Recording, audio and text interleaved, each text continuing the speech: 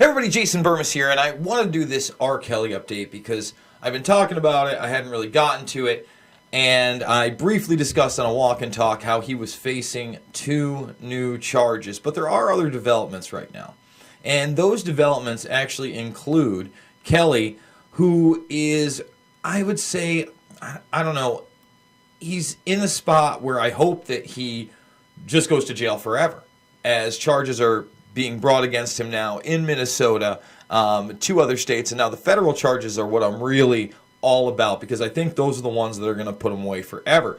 But before we get into those new charges and in depth and kind of how his lawyer is trying to spin it, I want people to check this out. Federal charges ramp up pressure on R. Kelly to make a deal. And it's my understanding with all of these charges, there's a good possibility that this guy could be doing 500 years, basically a life sentence. And look, he's 51, 52 years old. Let's say they give him 18 or 20 years. He could be out in a decade. I'm not comfortable with that. I want to see this guy made an example of and put away. So let's read some of this. R. Kelly couldn't be faulted if he felt some confidence he could beat the sex charges brought by Cook County prosecutors earlier this year. He had beaten them before, winning acquittal on all counts in the 2000 CP trial. Okay? Any confidence the R&B star may have felt likely melted away last month, though, when he was indicted on federal charges in New York and Chicago. Federal prosecutors secure convictions in 90%, more than 90% of the time. All right? And that does give me confidence. Think about that. Even with the Epstein case, and that being now a federal, high-profile case in New York where there's new investigations and they're talking about trafficking also in Florida. That, and again, past interviews with the FBI by Guthrie Roberts and others, that tells me they're serious, that things are going down. I mean, this is going to be a huge court proceeding. But what I don't want to see is them go light. If you look right here, the 40 counts Kelly faces, including 2 state counts brought this week in Minnesota, carry a combined maximum sentence of more than 500 years. So let's do it. Let's put this up, man. Like I'm all about it. Let's drive all these home. I mean, who could argue with this? And what I really don't like is, this is a better headline than some of the other ones you're going to see from TMZ. And what's the gist of this? Well, the story goes as such that this girl met Kelly at a concert. He paid her $200, I believe, also given a concert ticket. That may or may not be true.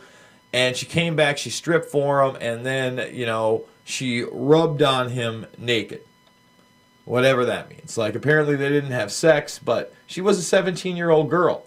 Now, I see underage prostitution. There is no such thing as underage prostitution. It really bugs me when that's put out there by the media. There's no reason for that. Let's call it what it is. Listen, it's a grown man. I believe it's even in 2001. He's still in his 30s. Again, he could have had anybody he wanted. He did have overage women at times. But that's not what this guy liked.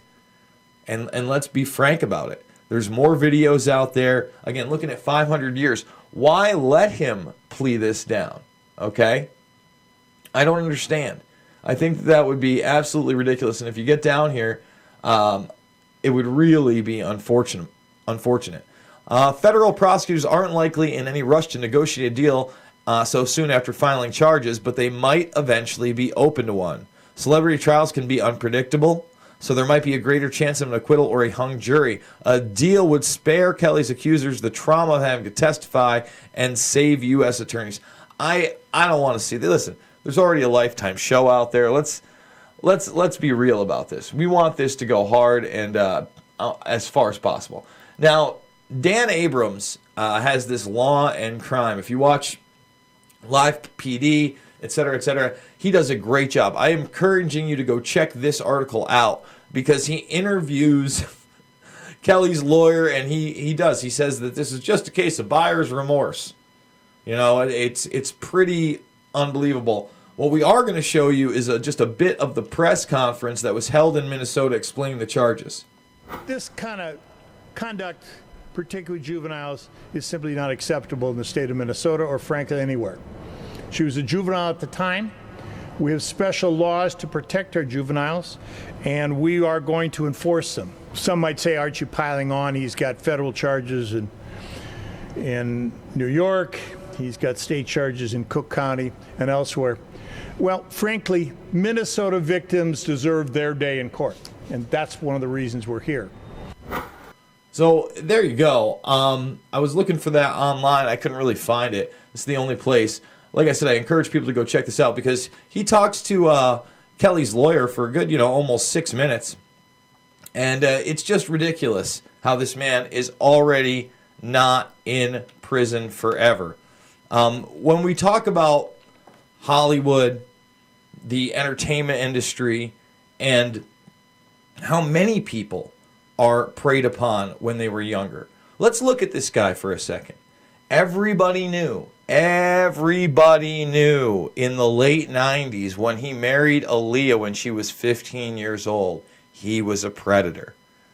Now, you're a 15-year-old girl. You've wanted to be in the entertainment industry your entire life. Your very short entire life. And let me tell you, that's very real. I don't know how many of you guys out there have had that dream or perhaps have children that have that dream. But when you're immersed in that Hollywood culture, when you think about how cool and great it would be to be working there and being on stage and being a singer, and you look at Disney, for instance, manufacturing superstars that well exceed just child acting. Timberlake, Britney Spears, Ariana Grande. That's real. That's all real. And some of those are not just Disney kids, they're Nickelodeon kids now. But that progression, those promises, and if you could understand the amount of kids that have been taken advantage of and how ugly that truly is. The R. Kellys of the world exist. The Bryan Singers of the world very much exist. How Dan Schneider has not been brought to justice, is not behind bars. Give him a Google. Find out about him and Schneider's Bakery. It's scary stuff. So I don't want to see a plea deal. I don't think my audience wants to see a plea deal. I don't think anybody in their right mind wants to see a plea deal. I want to see all the charges possible brought against Kelly. I don't think this new Minnesota information is piling on at all. Let's get it all on the table.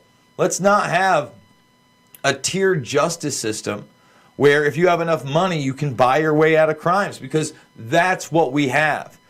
If you're famous, if you have the right connections politically, if you have enough money, you can skate. And I'm sick of hearing that, we have a equal justice system in this country when we can't even bring the people in our music and entertainment industry to justice. I'm seeing a lot of stuff about, we changed Hollywood with the Me Too movement and Harvey Weinstein and exposing him. And I'm like, what in the hell are you people talking about? Right now, Harvey Weinstein is walking the streets. In fact, let's look that up on the spot. Let's see what Harvey's up to.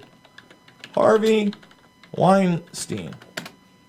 So if he's guilty, all right, they did reject his appeal. That's good, all right. Let's see. But the guy's on the street. He's on the street. Okay, let's go to news. We'll type in scene. Refuses. Yeah, he can't travel to Europe. Oh, poor baby. Like I said, if Weinstein is guilty of a tenth of what they say, he should still be in jail. But he's not. And that's how the system works. And believe me, he's connected to just Bill Clinton. No, he's connected to a lot more than just Bill Clinton. But we'll talk about his Bill Clinton connection. For those that don't know, Harvey Weinstein was the personal projectionist for Bill Clinton while he was the president of the United States. He used to travel with him on vacation and set up some of these movies. And I wouldn't be surprised that if we were to see all the flight logs out there of the Epstein vehicles, not just the plane, but the helicopter, we might just find Harvey and Bill on a couple of those. Call me kooky, total speculation, but it wouldn't shock me at all. With that being said, guys, we're going to be doing a lot more on Epstein coming up, but recently we talked about the hysteria and USA Today today. I did a walk and talk with Dylan Avery of Loose Change, and now The Miracle Molecule, all about CBD. You can get that on Amazon. You can also get his other film, what is it, Black and Blue, on Amazon as well. So support independent filmmakers. He does great stuff. We went over all the latest Assange and WikiLeaks information, obviously dealt with El Paso and Dayton. In fact, I kind of struggled with whether to do another video. There's been a video released of him in the bar with everybody just before he does this. And I think he's wearing a shirt, for metalcore or whatever, that says strictly brutal death grind. Okay, he literally had death on the back of his shirt before he went out and did this. And I'm not, saying metal music or t-shirts with death on them. I mean, I've got Grim Reapers on my shirt, cause people to do those things, but you can tell, again, it was an obsession of his.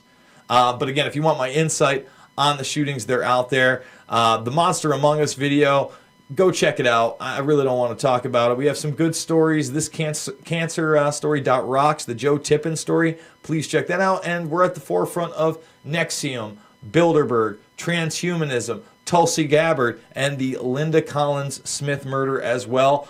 Guys, I'm doing this with your help with this GoFundMe. I don't have a Patreon. I don't have a Subscribe Star. I'm not doing, private and extra stuff. This is it. We're digging deep and we're digging hard. So if you can, thank you so much for supporting me. With that being said, I'll see you all on the flip side.